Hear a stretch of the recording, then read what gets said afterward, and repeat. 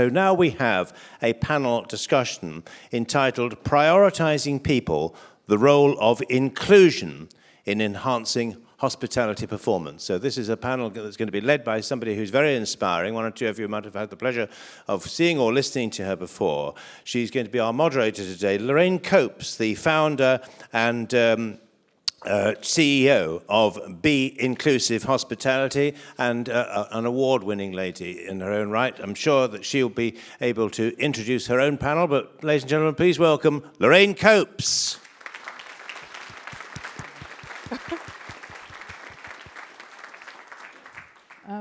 Oh, there you are. I was like, where are the panel?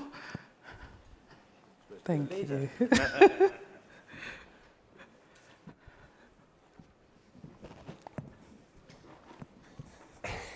Do a dance. I've just walked around for no reason. Good afternoon, all. Thank you for the kind introduction. My name is Lorraine Copes, and I run a business called Be Inclusive Hospitality. We've been established for 4 years, and all the work we do centres diversity, inclusion and equity across hospitality. So do feel free to pop out and see us. We're just outside if you are interested in hearing more. But delighted to be here today to talk about inclusion and the importance it plays and the role it plays in terms of driving impact within your organisations. Delighted to have an amazing panel with me today, all of which I know really well and are all doing amazing work across the hospitality industry. So I'd love to hand over to them to introduce themselves. And we'll start with you, Jane, please. Thanks, Lorraine. Hello, everyone. My name is Jane Grammer. I'm the Belonging and Employee Wellbeing Manager at Dorchester Collection. I essentially manage our global diversity and inclusion strategy, embedding D&I principles into our wellbeing strategy, and also leading our ESG strategy at the moment as well. But yeah, really pleased to be here. Thank you. Gina? I'm Gina Knight. I work for Flatiron Steak. We have quite a few restaurants within London and outside of London as well. And I've kind of worked in hospitality all my life. So it's a real pleasure being their head of people and leading some initiatives that just make people feel safe and belonging at work. Thank you. Josh? Josh Light after Gina Knight. I like it. I'm Josh Light. I've worked in hospitality my entire life. In fact, I was born into it. I've just left a full-time gig as managing director of a restaurant group to do some consulting. I'm having a baby in December, which I'll talk about a little bit today. Yeah, great to be here. Thank you. Thank you. Thank you. And we'll jump right into a topic which I think is hugely important around inclusion, which is communication. And when we think communication, think listening, feedback. How important do you believe this to be in the role of driving inclusion within your respective organisations? I think communication is everything, and when communication is thriving within a business, one of the big results is you have a real opportunity to listen.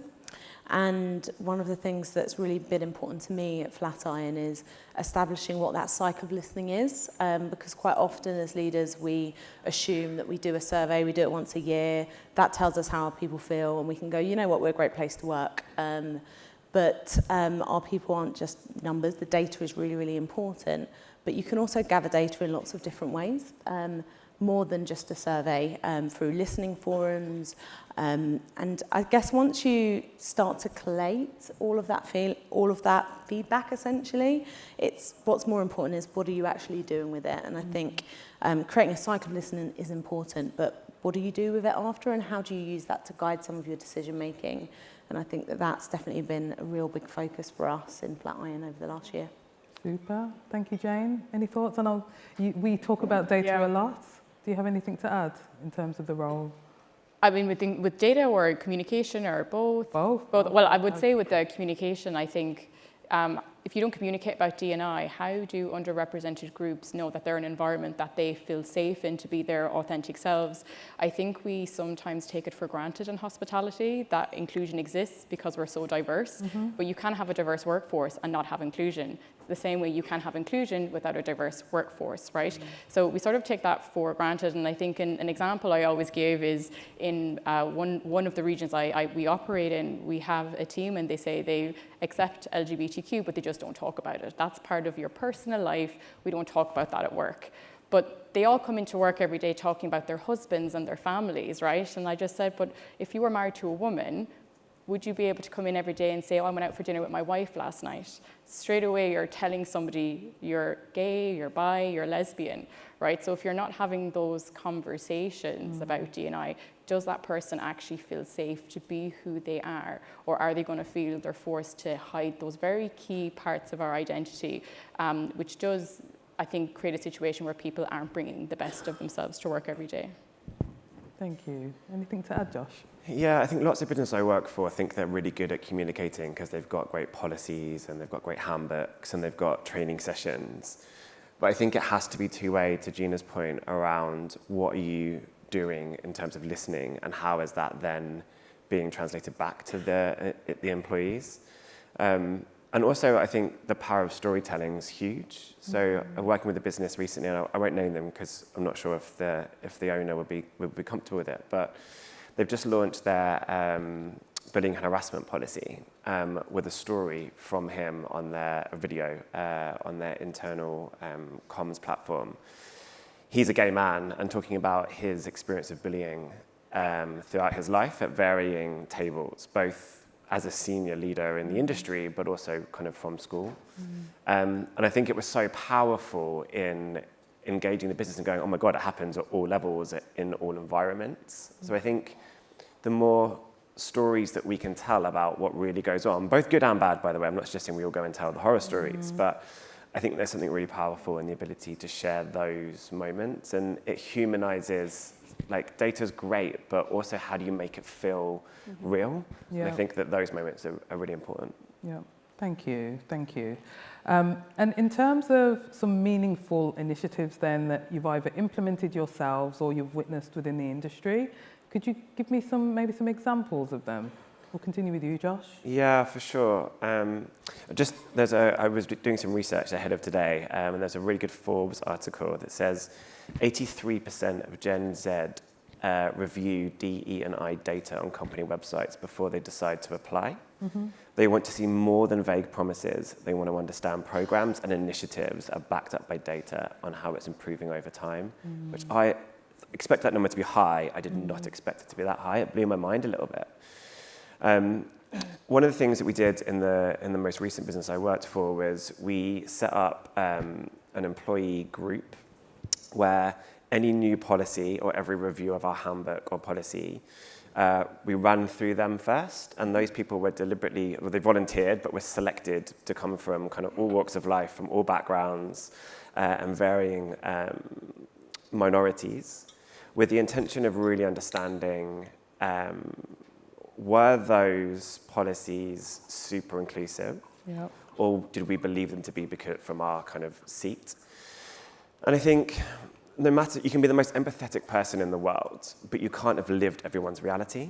So asking those people directly, I think, is really important. And we picked up some really interesting things. You know, I wrote some of our policies around diversity and inclusion, and we have a specific LGBT plus policy. But in some of the language in that I'd missed, and I'm a member of that community. And we had a trans member of the team that was in that room, and said, actually, that's kind of not okay. And it was like, okay, wow, we hadn't even realized it. But by creating that safe space where people can challenge in a way that's helpful and they feel like their voice is heard. And what was interesting was following that, the LGBT policy was the most read policy. It was the first one we did. It was the most read policy of any of our policies. We can see that through our internal system because they were actively going out and saying, oh my God, this is an amazing piece of work. So we actually got buy-in, and I mean, whoever reads a policy, I'm an HR guy and I still don't ever read the policies unless I have to, right? And yet it was quite amazing to see the impact of that. Super, thank you. And that really touches also on the power of education, right, which we'll come on to in a moment, which is ongoing. Gina? It's interesting when you say meaningful initiatives, because meaningful often disrupts, and it may not feel meaningful as you're doing it or even after. And I've recently had an experience where it's really given me some thoughts about how we go on this journey going forward. So we had a look at our listening data. It told us that whilst we have quite high engagement across the business, there are a couple of areas or a couple of groups of team members where the engagement is slightly lower. So the LGBTQ plus QIA community rated a bit lower, minority groups rated a bit lower as well, and the younger generation of our team members. So that was an opportunity for us to go, okay, let's get some people in a room and just start a conversation, because we just need to start somewhere. So if we get an expert to come in and facilitate a conversation for those who are curious, those who want to have a voice, and those who just want to know what's going on, let's just see what comes up. So we invited anybody in the business to participate in the conversation.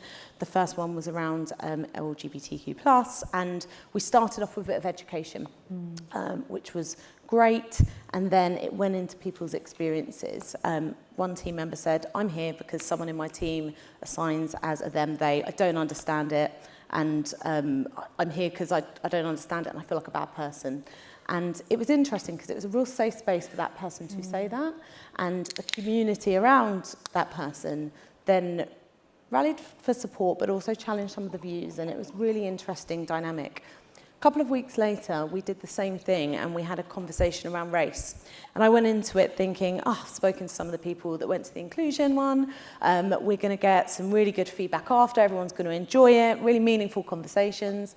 Felt like really meaningful conversations at the time. Pulled one of the team members aside after and said, how was that? And they said, I felt a bit disappointed. And I said, oh, interesting. Like, why? And they said, of some of the views of some of the people around the room. And I think at that point, it then made me reflect on what we're doing here. And some journeys are going to be lighter than others. And I think I underestimated that at the time. That I think the topic around the LGBTQ community it will be an easier journey for us to go on. But the race one, I think, is going to be a lot more deep-rooted and meaningful disrupts. And therefore, as a leader, it's important to remember that it's not going to be easy. Yeah, for sure. And just adding to that point, I know I'm not a panelist, but you know, one of the reasons why I founded Be Inclusive is I've personally worked in the industry for 22 years in total. So my background's procurement and supply chain leadership, and often found myself in rooms where diversity and inclusion was widely discussed and explored, but it never included anyone that looked like me.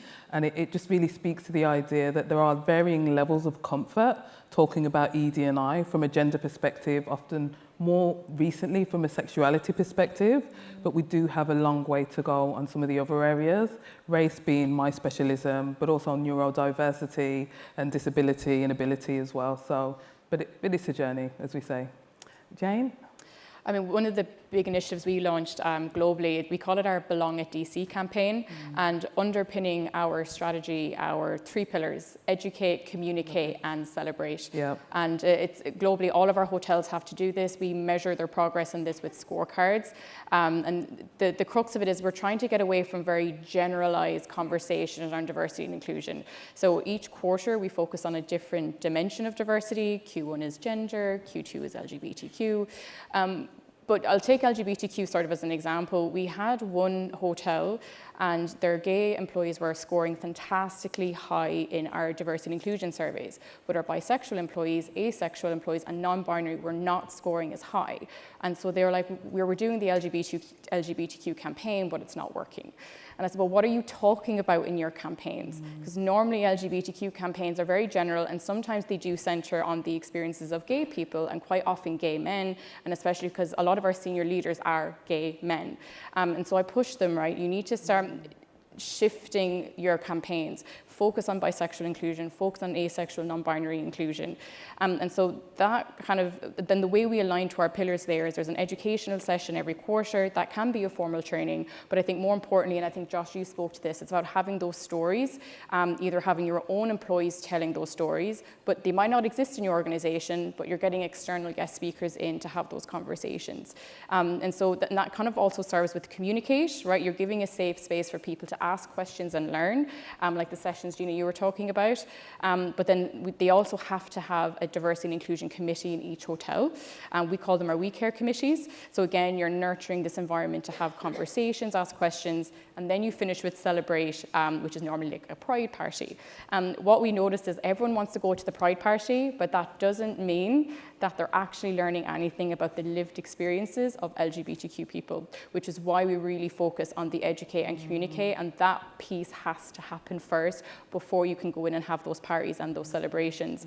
And we've noticed with our hotels, since they focus on those bisexual, asexual, non-binary campaigns, we have seen those scores increase in their surveys, which kind of shows by having a bit more focus and moving away from that broad generalization of the work, you do start to see a bit more of an impact. But the LGBT people do know how to throw a good party. Yeah, we do. Thank you for sharing that, Jane. And you know I'm a huge fan of those pillars. And you touched on representation and how it showed up in the data with senior leaders who are LGBTQ and the sentiments changing. What do you think is the importance of representation, and what power can it have on how your employees ultimately feel within your organisation? I mean, from what I see with our employees is that when you have people in leadership who look like you, it kind of gives you that permission to believe that that's a possibility for you. You have the possibility to progress in your role and actually strive to be a leader in the business. And, you know, inclusion for us is all about helping people thrive and succeed and reach their full potential. And we have one question in our survey, and it asks, do you feel that everyone has a fair opportunity regardless of your background? Again, our gay employees score incredibly high for that driver because they see themselves in our gay CEO. We have 3 gay GMs, we have 4 gay hotel managers, right? So they know that being gay is not going to be a barrier to them progressing into leadership. On the flip side, and in all transparency and honesty, we don't have people of colour representation. We don't have that. And for that very same driver, specifically our black employees, they are scoring incredibly low because they don't see themselves. And Lorraine has done listening sessions with our employees, and it is something they say. They don't think it's possible for them to progress and aspire to be a leader, because if they don't see it, how do they know if that's even possible for them? Which I think, you know, comes into why having that representation is important. And, you know, diversity is an outcome of inclusion. And I do put the question out there, if you don't have diversity, is inclusion really alive in the organization? Thank you for that. Gina, anything to add around representation? Yeah, I think quite often representation is viewed as a metric and a number. How many of do we have? And I like to see it different through it being a signal and a signal to your people. And sometimes it's not necessarily the number, it's the what signals are you giving to your team members that you're an inclusive place to work. Our head of brand recently, we were making some Christmas cards for our team members, and the theme was 1930s imagery. So naturally, there was lots of white men and women within these pictures, and I put these pictures in front of my team. I hadn't seen them at the point for the cards, and one of my team said, I don't see myself. And the head of brand said, well, that was a different era. You're not going to see yourself. Like, that's like, and then I had to question, is it okay for our team members not to see ourselves? Because that's a signal.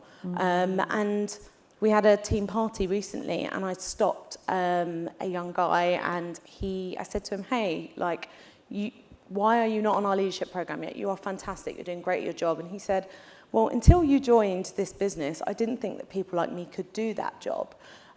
Which made me feel really sad, but also made me feel like as leaders, naturally, we give people the jobs that are the right people to do them because they have the skills at the time. And that might mean that the people that you're choosing from may all be of one minority group or whatever it may be. But actually, there's work to be done to support people to get to the point where they have a seat at the table. And I'm just really grateful for the leaders in my life that gave me those opportunities quite young. And I think there's an opportunity for me to pay that forward. Yeah. So, yeah, it's what signals as a leader are you sending? And if from representation the numbers don't quite align, what other signals could align and make people see that there's a space for them? For sure, for sure. Yeah, I think it's about authenticity. If you're saying something but you're not delivering it, it's true of anything, right? So I think it's super important. I was listening to Radio 1 recently, and Clara Amfo has just had a Barbie doll made that looks like her. Yeah. And she was talking a lot about the fact that growing up, she never had a Barbie doll that looked like her because she's got black skin. And it made me think, like, really heavily around Jesus, like the amount of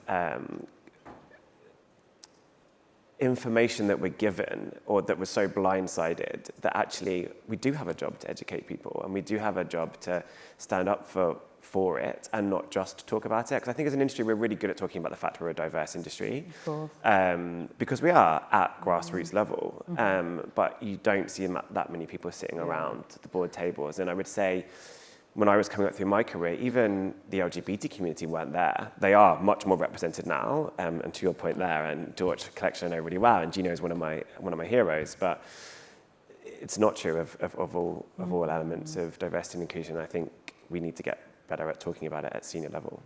Yeah, and I just want to kind of support that point by saying, and it's my favourite, it's on quotes on LinkedIn now, but two things can be true at the same time, right? The hospitality industry is a fantastic industry. I wouldn't be in it for as long as I have if I didn't believe it was a great industry full of great people. But simultaneously, I think in order to continuously improve in any area, you've got to have honest conversations about what needs to move forward, right? And I think that's the approach and the lens that we should all view ED&I through, in that we are where we are here and now. There's great potential because of the industry that we are. And what do we do with the information that we have to move 100%. That dial forward? You've touched on this, Josh, and you have too, Jane, just around the role of education. And just talk to me about the role that education will play in us as an industry moving and evolving forward. And I say us because I think there's no one exempt from being on a learning journey. There's no one that's exempt, right? So what are your thoughts on education? It's forever moving, right? Yeah. The subsectors within diversity and inclusion are constantly evolving, and I think it's down to each of us to own our own education to some degree. And I think part of the reason that people are scared to have conversations is they're scared to offend or say something that they don't know whether or not they might offend. Yeah. And they don't know how to ask those questions in a way that are elegant, very much like me at the moment. Never. In a way that's elegant and in a way that feels like it's a safe space. So I think part of the education piece is not only giving people opportunities to be educated, but also to be able to ask those questions that may feel sensitive in an environment that's okay. So give people permission. Yeah. I think, obviously education is very important to us, hence why it's part of the campaign, but I think it's also think about how you educate people. And I think when we think about training, right, we're thinking about skills-based training. And with D&I, it's slightly different. Yes, there are some soft skills, especially if you're talking about inclusive leadership skills, but you're really trying to change hearts and minds. And it's natural you're going to have people within the organization who maybe they might accept or even tolerate the LGBTQ community. There's certain cultures, they're a bit, I'm not sure how I feel about them. So a lot of that education, it's bringing people on the journey, right? You're changing those hearts and minds. And I think that's where the storytelling is so important. I can, and I think we've done training, right? We give all the stats, all the figures. I can give you all the reports and even show you our surveys to show you how different groups are feeling, how there are disparities in those feelings of inclusion depending on the group we're talking about. But I think until you actually have a person telling their story about the challenges that they faced, I think it's only then are people going to relate? It humanizes the whole thing. I think we brought up that word before, like humanizing. And even if though you might not necessarily relate to that person, you start to get a sense of their feelings, their opinions, their perspectives. And you need to have that deep understanding about how other people view the world. You need to get those lenses to really nurture that empathy and compassion for people. And I mean, I think for us, especially at DC, right, empathy really underpins all of the belonging work that we do. And unless you have an understanding of the experiences and the challenges of people, how do you know how to nurture an inclusive culture for those different groups as well? So I think that's where education plays a really important role there. Anything to add, Gina? I think the senior leaders have got to get it. Yeah. They've got to get it. And we were speaking earlier about emotional intelligence and where it fits and how it plays in. But you can do all the training in the world that you want to do, but the senior leaders of the business really have to understand the impact and the why behind what you're trying to do and what you're trying to achieve. And I think once you have that, it's good foundations to be able to start those conversations. And I think it's shifting it more from training to like learning and scratching curiosity, It's just about giving people a little bit more knowledge so they can have better conversations with people and treat them better at work. And I think essentially that starts from the top, behaviour breeds behaviour. Yeah. I think there's something else in there around what happens after the training. So do you hold people accountable? And if you do, what does that look like? And is that consistent? Because you can train someone in a variety of different things, but if you don't hold them to account, if you're not picking up on bad behavior or negative behavior, I think that's really important. And the thing for me also that I learned most was around conscious and unconscious bias, because the unconscious stuff is so deep-rooted, and it's behavior, right? So it takes 21 days to change a habit, according to Stephen Covey. It takes a while to change behavior. So it's a long game. It's not a short game. You can't throw people in a room and go, cool, you get it, because you don't, right? Yeah. And one thing we're doing at Dorchester Collection is quite new for us. We're launching next year. We're embedding inclusive leadership competencies now as part of our progression framework. Nice. So we're really holding our leaders accountable to that now. We're letting them know that to progress, to be a leader, you need to have a level of cultural competency. You need to know what it means to nurture inclusive cultures within your teams, because people and culture, I'm not the one driving the culture. I can give you the skills to do it, but you think it's your people leaders who are really responsible for nurturing that within their teams. So I think that's part of that accountability piece. Now we are really putting it on them. We're letting them know that this is what we expect from our leaders within the organization, and it is something they're being measured on every year now as part of their performance reviews. Super, thank you, Jane. And time is quickly running away. I'm wondering if Jane will extend us by about half an hour. I think the answer is probably not. I can tell, I can see it in her eyes, the answer's no. But anyway, I'm going to kind of bundle two questions in one, which is around data and metrics and how we actually measure success here. Because just thinking about like the wider topic that we're exploring is around importance of people, how that interlinks with performance in business. And I guess what we're talking about is happy people, right? So what are the metrics that businesses can consider when measuring inclusion and how your people feel? What could they be? Well, I suppose I think we all do. We've spoken about this already, like your diversity and inclusion surveys, right? They form, and I've spoken about it already. And I think particularly for, belonging and inclusion, it is a feeling. And we do our survey twice a year, so it gives you a measure, just simply asking people, like, do you feel valued? Do you feel like you're listened to, heard? Do you feel that sense of belonging? And I think, that's one way of doing it. And obviously with diversity, it's a bit easier. It's a number that's always the easier one to measure, right? And I think obviously we think about feelings like inclusion, belonging, how do you do it? And I think for us it's surveys. But I think as I kind of going back to what I mean by inclusion, right? Thriving, succeeding, progressing.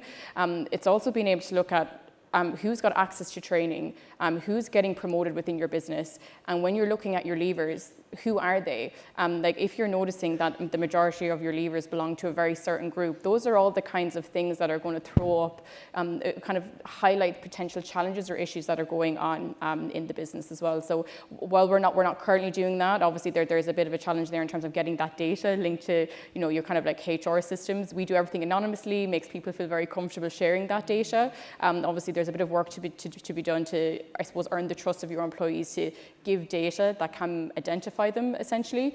But I would say those are also quite important metrics as well.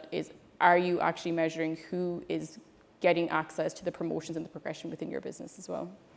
Thank you. Anything to add, Josh? Yes. I've been reading a book recently called Happiness Economics, and it talks about the word engagement. And you'd never say, I'm engaged with my holiday, I'm engaged with my dinner. You'd say, I'm happy with my dinner. I love my dinner. I enjoyed my dinner. And the whole book is around how you can create happiness in the workplace.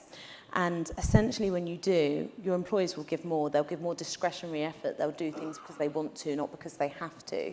And I think there is something around every business is at varying levels of their journey in terms of collecting data. So I guess an easy place to start is your engagement surveys through their happiness at work. Overall, how happy are they? And really looking at, can you drill that down to the majority and the minority, and just understanding with the minority, are they as engaged? And if not, what pockets of people are and are not? And I think that's what led us to the minority groups, the LGBTQ+ community, specifically trans and non-binary. So it's, I think, really just thinking that you have to start somewhere, and starting with a really simple metric is a good place to start. I guess being on your journey where you've got that much data is amazing, and I think it's a great place to be. But not everybody has the access to the data at that point, so start somewhere. I think arguably we're preaching to the choir with regard to data here, right? The whole day's been around data. Yeah. So I guess my challenge to everyone here is, how can you go back and help your HR teams to track their data to make it even more effective for your own organizations? Because it's not the role of us as HR professionals or managing directors, everyone in this room as a senior leader. It's kind of your responsibility too. So what can you do to help? Yeah, for sure. So we've got a little quick fire round. So what's one action that you encourage many of the people in this room can take away from here today? And then we'll be done. Two things. One is make sure that your policies and your behaviors are true of each other, and make sure that those are consistent. I was talking to a friend of mine recently. I'm having a baby through surrogacy. He is too. Their company throw this massive pride party every year, spend tens of thousands of pounds on marketing and campaigns. And yet it came to him talking about his maternity pay. And it talks about maternity and paternity. And it took 8 weeks for him to negotiate with his HR team. Where does he fall on that spectrum? It's like so inauthentic. He's actually left the business as a result of that. So those two things. And just listen. Like, you've got people in your business that know way more about this stuff than you do. Just listen. Thank you, Josh. Gina? Mine would be to hold yourself accountable. It's not the people team's job to drive this within a business. It's everybody in this room.